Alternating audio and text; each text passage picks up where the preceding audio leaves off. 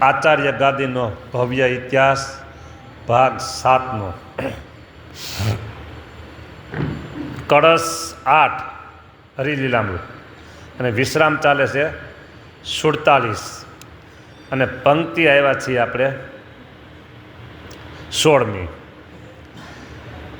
કરે તમારી પધરામણી તો ગ્રહસ્થ કોઈ પધરામણી કરે તમારી પધરામણી તો કરો ન આપ્યા તણી પંઠણી તો પંઠણી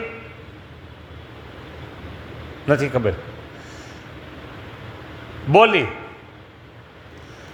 તમે મારે ઘરે નવું મકાન છે, નવું મકાન, નવી દુકાન, નવું કારખાનું કાંઈક કર્યું છે, પધરામણી પ્રભુ પધારવાનું છે બાપજી, અમે પધરાઈને આવીએ પણ તમારે આટલા દેવા પડે તો આવીએ. એમ નહીં, એવું કરતા નહીં તમે કહે. એટલે આ ક્યારેય આચાર્યની નિંદા ટીકા થાય ભવિષ્યમાં, બરાબર, એ મહારાજને ગમે નહીં. એટલે અત્યારથી પાણી આવ્યા પહેલાં પાડ બાંધે છે મહારાજ. ભવિષ્યમાં પણ આચાર્યો કાંઈ આ કાંઈ 5-25 વર્ષ માટેની વાત નથી, 5-15 પેઢીની વાત નથી, આ તો ભવિષ્યની વાત છે. આ પ્રમાણે તમે રહેજો કે અમારી ગાદી ઉપર જે હોય તે કે. હા, અને પાછી મહારાજે એક શિક્ષાપતિની આજ્ઞા કરી દીધી કે તમારે ભિક્ષા માગીને પણ નિર્વાહ કરવો. ભિક્ષા તમે માગી શકો છો આપતકાળ આવે તો, બરાબર. અત્યારે તો મારો કે આપણા સંપ્રદાયમાં અને બધા દોમ સાહેબીઓ બધી છે, હરિભક્તોના ઘરમાં હોય એટલે આચાર્યના ઘરમાં હોય જ, બરાબર. પણ દેશકાળ કદે એવા આવ્યા, ક્યારેક દેશકાળ એવા આવ્યા કદે. આપણે ખબર છે આજથી 50 વર્ષ પછી કેવો દેશ આવશે? તમને અત્યારે ખબર હતી કે અત્યારે આ કોમ્પ્યુટર ને હવે આવા મોબાઈલ આવશે? 50 વર્ષ પહેલાં કોઈને ખબર હતી? કયો તો આવી ગયું ને બધું. તો પછી જોવા દે. એટલે દેશકાળ ક્યારે કેવા આવે છે કોઈને ખબર ન હોય તો કે તમારે આપતકાળમાં ભિક્ષા માગવી, એ છૂટી આપી દીધી ને. હા, પણ બોલી નહીં કરવાની કે પધરાવણી જાઓ તો કે. હા, જે આપે તે લઈ લેજો બસ. કરે તમારી પધરામણી તો કરો ન આપ્યા તણી પંઠણી તો તેડા વસે તે જન ઘેર જાવું, શ્રદ્ધાથી આપે લઈ તુષ્ટ થાવું. વિદ્યા તણો તો અભિમાન, વિદ્યા તણો તો અભ્યાસ રાખો, જ્યાં ત્યાં ઘણી ગ્રામ્ય કથા ન ભાખો. વિદ્યાનો અભ્યાસ કરો અને જ્યાં ત્યાં ગ્રામ્ય કથા ન ભાખો. જો આ જ્યાં ત્યાં ગ્રામ્ય કથા ન ભાખો વાત આવીને એ મહારાજ કોને ઉપદેશ આપે છે? આચાર્યને. હવે હું તમને એક વાત કરું. તમે 4 વ્હીલ ગાડી ચલાવતા હો કે અથવા 2 વ્હીલ, અને તમારે આગળ લાઇટ હોય ને, એ લાઇટ તમે આટલામાં દૂર 10-12 ફૂટ જાય દૂર એટલી રાખો તો બેટરી એ પ્રમાણે ઉતરે. અને ફૂલ લાઇટ કરો તો દૂર સુધી જાય ને લાઇટ તો વધારે ઉતરે ને બેટરી. તે આપણું એવું જ છે. આપણી પાસે જે એનર્જી છે, શક્તિ છે, તાકાત છે, જે ઉર્જા છે.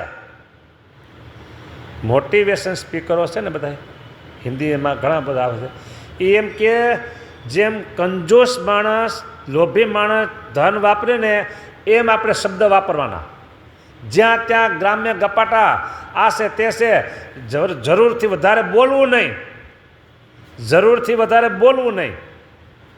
અમદાવાદમાં સ્વામિનારાયણ ડિવાઇન મિશન નારણ મામા કહે, એની દ્રષ્ટિ આમ જ હતી, અડધી આંખો બીડેલી અડધી ખુલ્લી. એટલે આ લોકો એમ કહે કે તમે ખુલ્લી આંખેથી આમ ચક્કર વક્કર જોતા જોતા જાઓ છો તો તમારી એનર્જી વપરાય છે. આ તમે વાહન ચલાવતા હોય તો એને જોવું પડે. હા, પણ ચક્કર વક્કર જે તે આ બધું જોવું ફરવું એ બધું, એટલે આપણી તાકાત છે ને વપરાય છે. અને એ તાકાત ભેગી થાય અને પછી તમે માનો કે પાણી બહુ ભેગું થયું તળાવ સરોવરમાં, અને પછી એ પાણીનો તમે ઉપયોગ કરો ખેતરમાં તો પાક આવે ને, પીવાના પાણી ઉપયોગ આવે. તો એમ આપણી તાકાત આ બધી ભેગી થાય અને એને તમે ભગવાનની મૂર્તિમાં ઉપયોગ કરો તો જો એનો ઝપાટો બોલે. હા, તમે જે ધારો કે ભગવાનમાં મારે વૃત્તિ રાખવી છે પણ પેલા શક્તિ ભેગી કરો તો એ તમને હાવ હેલું પડે. એટલે ભગવાનના ભક્તને અહીંયા મારે જે આચાર્યને કીધું છે, પણ આ વાત તો બધાએ કરવા જેવી છે કે ગ્રામ્ય ગપાટા ઓછા, બિનજરૂરી વાત નહીં, બિનજરૂરી વાત જ નહીં. હા, તમારું મન એવું છે કે આપણે બિનજરૂરી વાત ન કરો, પણ બીજા આવીને તમારે પાસે મને આવલો આમ ઓલો આમ તેમ કહે, તમારે જરૂર નહીં એટલી વાત કરો. મારે તો ફોનમાં કહી દઉં, લાંબુ લાંબુ કર, મેં તમારે જે વાત શું છે જરૂર એટલું કહી દો, રૂબરૂ હોય તો કંઈ ટૂંકમાં પતાવ દો, પહેલાં જ કહી દઉં. હા, મારે તો પછી પાર ન આવે. એટલે કે છે કે જ્યાં ત્યાં ગ્રામ્ય કથા ન ભાખો, બરાબર, સદ્ધર્મના સંઘ, સદ્ધર્મના ગ્રંથ રચો રચાવો, સત્સંગની પુષ્ટિ સદા કરાવો. સંપ્રદાયના ગ્રંથ તમે રચો અથવા તમે બીજા એવા કવિઓ હોય, લેખકો હોય એની પાસે રચાવો, અને સંપ્રદાયની પુષ્ટિ વિશેષ થાય એમ તમે કરો. આ તમારા માટે કાર્ય અગત્યનું છે. અને જ્યાં હરિલીલામૃત છે ને, હરિલીલામૃત એમ કહેવાય વિહારીલાલજી મહારાજે રચ્યું છે, પણ ખરેખર તો દલપતરામે રચ્યું છે. આમાં કીધું રચો અથવા રચાવો, મહારાજ બોલ્યા છે. તો આને એ ગ્રંથ રચાવ્યો. રઘુવીરજી મહારાજે હરિલીલા કલ્પતરુ ગ્રંથ રચાવ્યો. અને ભગવત પ્રસાદજી મહારાજે ઉન્મત્ત ગંગા માયતમ, દુર્ગાપુર માયતમ અને એક ત્રીજો પુસ્તક છે, 3-4 પુસ્તકને રચાવ્યા છે. કોને? ભગવત પ્રસાદજી મહારાજે. સદ્ધર્મના ગ્રંથ રચો રચાવો, હા, તેને કરીને સંપ્રદાયની પુષ્ટિ થાય. 58મું વચનામૃત છે. સંપ્રદાયની પુષ્ટિ શેને કરીને થાય? તો પોતાના સંપ્રદાયના ગ્રંથ થકી પોતાના સંપ્રદાયની પુષ્ટિ થાય છે. તો આચાર્યના ધર્મમાં આ પુષ્ટિ માટે ગ્રંથ અગત્યની વાત છે. આચાર્ય તો ધર્મ થકી જ શોભે, શોભે નહીં દ્રવ્ય વિશેષ લોભે. આચાર્ય સદ્ધર્મથી શોભે છે, વિશેષ દ્રવ્યથી નહીં. આચાર્ય જો વૈભવથી મનાય, વૈભવથી આચાર્ય મનાયો તો સર્વ શ્રીમંત જનો પૂજાય. જાજો વૈભવ હોય એ આચાર્ય, તો શ્રીમંતો મોટા મોટા હોય ને, પૈસાદાર પાર્ટી બિલ્ડરોના મોટા મોટા બધા ધનાઢ્ય ગ્રહ તો એ બધા આચાર્ય થઈને પૂજાય. બસ તો એટલે એનાથી નથી પૂજાતા બાપા. હા, સદ્ધર્મથી પૂજાય છે. માતમ જાણો વળી સંત કેરું, હું જાણું છું તે તણું ગણેરું. સંતોને આદર થકી માનવા, શિક્ષાપત્રીમાં કીધું, અને અહીંયા પણ મહારાજે આ ઉપદેશ આપ્યો. માતમ જાણો વળી સંત કેરું, હું જાણું છું તે તણું ઘણેરું. મહારાજ પણ માતમ જાણતા, એટલે સંતોને ભેટતા, સંતોને પીરસવા પધારતા.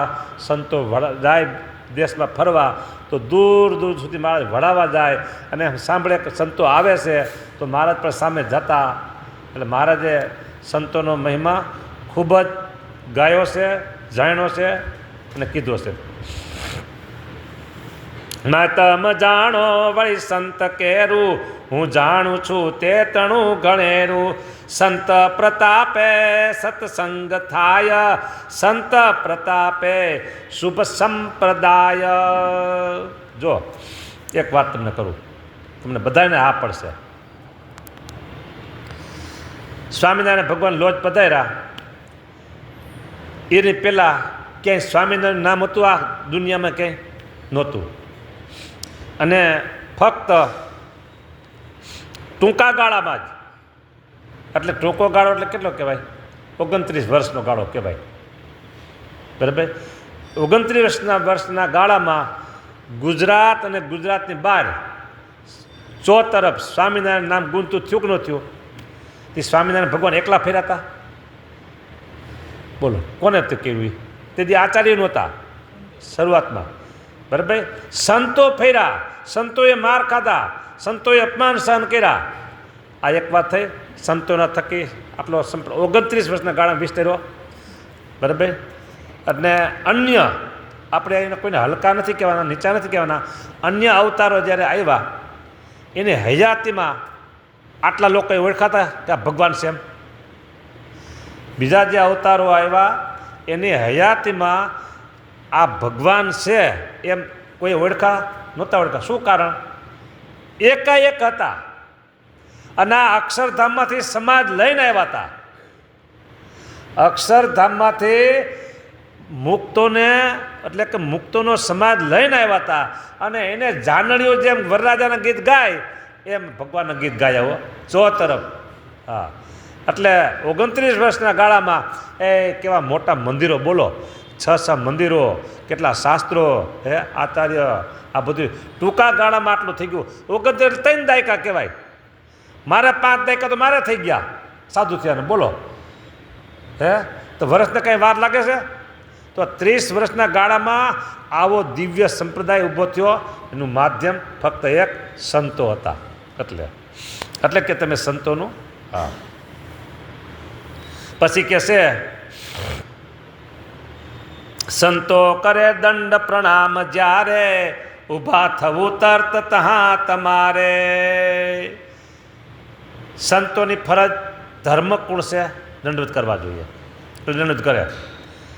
સાંભળજો, શાંતિ મહારાજ કોણ ઓળખે? આમાં તમે ઓળખો ને? શાંતિ મહારાજ. એના ભેગા જોગી સ્વામી દર રામનવમી અને દર આ એકાદશી વડતાળ જાય. આટલી મોટી ઉંમર જોગી સ્વામીની તો એ દંડવત કરતા. હું ભેગા ઘણી વખત ગયેલો છું. દંડવત કરતા જોગી સ્વામી આવે. બરાબર? એટલે સંતો કરે છે દંડવત પ્રણામ. બરાબર? સંતો કરે દંડ પ્રણામ જ્યારે ઊભા થવું તર્ત તહાં તમારે. હવે ઊભા થવાની વાત આવી. બરાબર? એક સંત દંડવત કર્યા અને વળી 5 મિનિટ બીજા સંતો આવે, વળી 15 મિનિટ પર બીજા સંતો આવે. તો ઘડી ઘડી ઊભા થવાનું એ શક્ય ન બને. એટલે આમ હાથ કહો, સામે રાખો, સામે રાખો, સામે રાખો, બસ. ઊભા થવું આમાં કીધું છે. વળી તો ક્યારેક એકલા ગયા હોય મોટા સંત હોય તો ઊભો થઈને આગતા સ્વગતા એને કરે, હાથ ચાલી લેવાય. પણ આ બેઠા હોય જાજા સંતો આવતા હોય તો રાખો રાખો એમ. હા, સંતો કરે દંડ પ્રણામ જ્યારે ઊભા થવું તર્ત તહાં તમારે.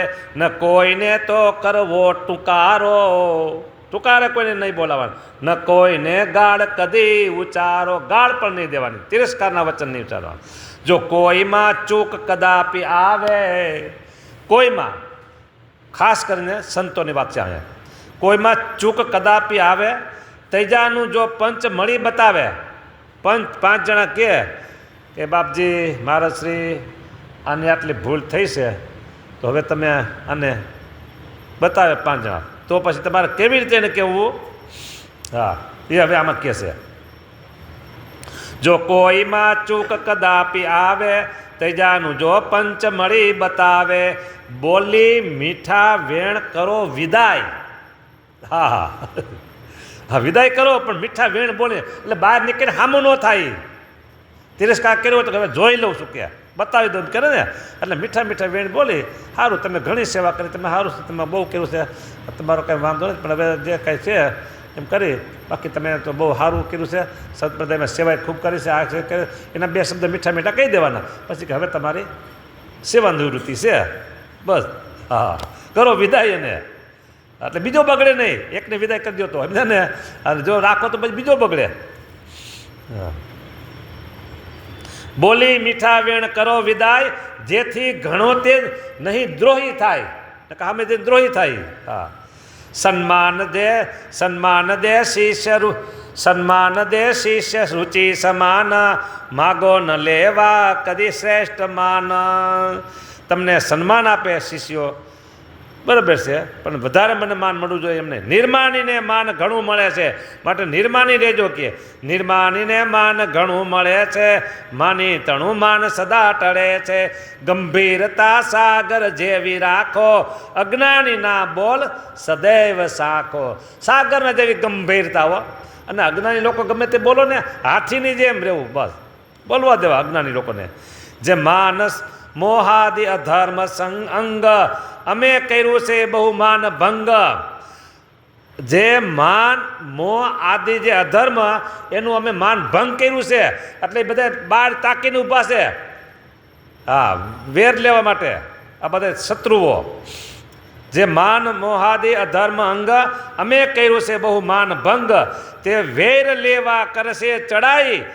જો ચેતશો તો વધશે વડાઈ. માટે ચેતીને તમારે રહેવું, હા, તો તમારી મોટાઈ વધશે. હા,